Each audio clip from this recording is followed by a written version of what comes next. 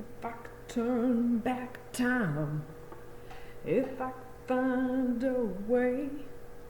Someone told me I need to go back to kindergarten so I could learn how to share. I think I have it covered. I don't think I need to go back. So we are going to be looking back into 1944 in this A Peek into the Past. I just brushed my hair and it still looks wild. Ugh. Oh well. I mean, how many people are going to see this anyway? 5. Okay. Missle's having a bad hair day. Happens to us all. America in 1944. If you lived in Molly's world, you probably would have had a big radio in your living room. You'd listen to it for fun, just like you watch television today, or YouTube. You'd wait to hear each new episode of The Green Hornet. You'd listen for the train whistle on I Love a Mystery. And your whole family would probably try to answer the $64 question. Many families, like Molly's, were listening to the radio on December 7th, 1941, when they heard the announcer say, "We interrupt this program to bring you a special news bulletin. This morning, Japanese planes attacked the American military base in Pearl Harbor." So if you'll remember, I talked about that in the first video.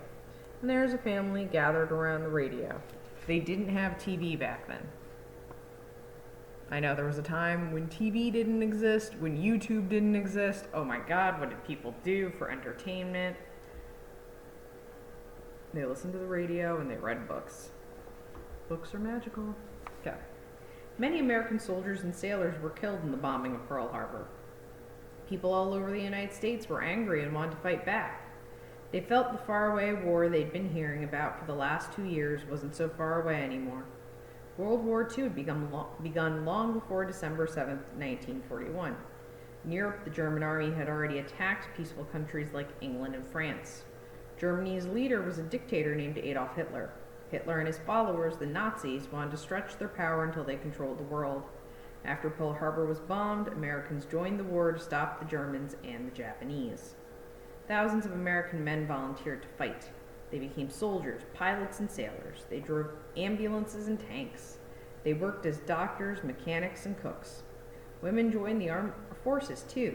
They worked in military hospitals and offices. They drove jeeps, ordered supplies, and nursed the wounded. So there you can see, there's Pearl Harbor being bombed. And there's Hitler. We talked about him in video 1. Not a good guy. I mean, what an understatement. Almost every family in the United States had to say goodbye to someone who went to war.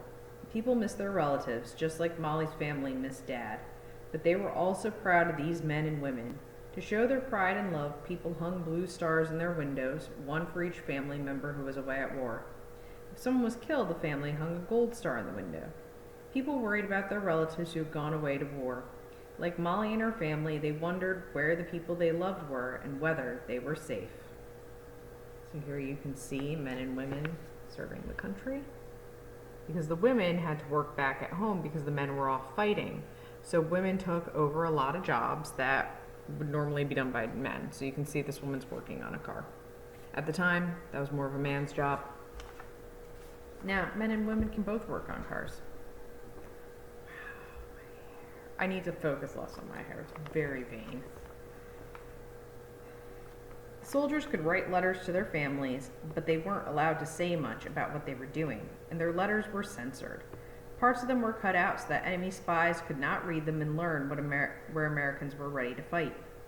When American soldiers joined the fighting, American factories went to war too. Car factories made airplanes and tanks instead of new cars.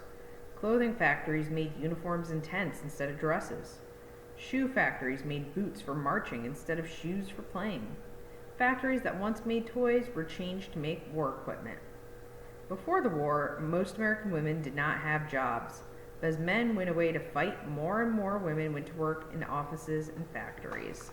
So there's a woman working in a factory making parts for war. And then this is Rosie the Riveter, because women went to work and they were riveting, the rivets on planes. And Rosie the Riveter became a symbol of this. They built and tested airplanes, repaired train engines, and ran businesses. Women proved they could do any job that needed to be done. Even people who did not go off to fight said they were fighting on the home front. People on the home front changed the way they lived so that the United States could win the war. They drove their cars less so there would be plenty of gas for airplanes, tanks, and army trucks. They stopped buying food in cans so the metal could be used for guns and bullets instead. Okay, so the metal from cans was used for guns and bullets. Earlier I was like, were they used for tanks? No. Nobody's making tanks out of tin cans. Well, maybe they are, and I just don't know what I'm talking about. Maybe. So anyway, guns and bullets.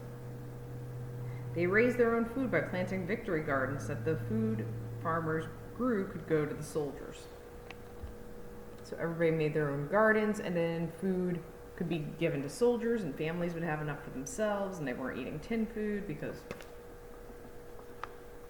people working on the home front often volunteered to do important work without pay. They knitted socks, made bandages, and packed boxes of food to send to the soldiers. Some worked for the Red Cross like Molly's mother did, collecting blood to help wounded soldiers. World War II was hard for people who fought and for people on the home front. Millions of people were killed, many more were wounded. Americans who stayed at home were often frightened and lonely, but they were also proud of what their country was doing. They were willing to make the sacrifices they did because they believed that if they could win the war, the world would be a better place for everyone. And here's kids collecting goods to send to soldiers. So that ends our first book in the Molly series. There's 5 more of these glorious books to go. But what we'll be doing next, I'm not sure. We might not be remote anymore, so maybe you'll be back and I won't be recording these. Or maybe we won't. Who knows? And if so, I don't know, maybe there's a Kirsten book on top of the pile, or it's a Samantha, but whoever it is, they're going to be learning a lesson. So I'll see you then.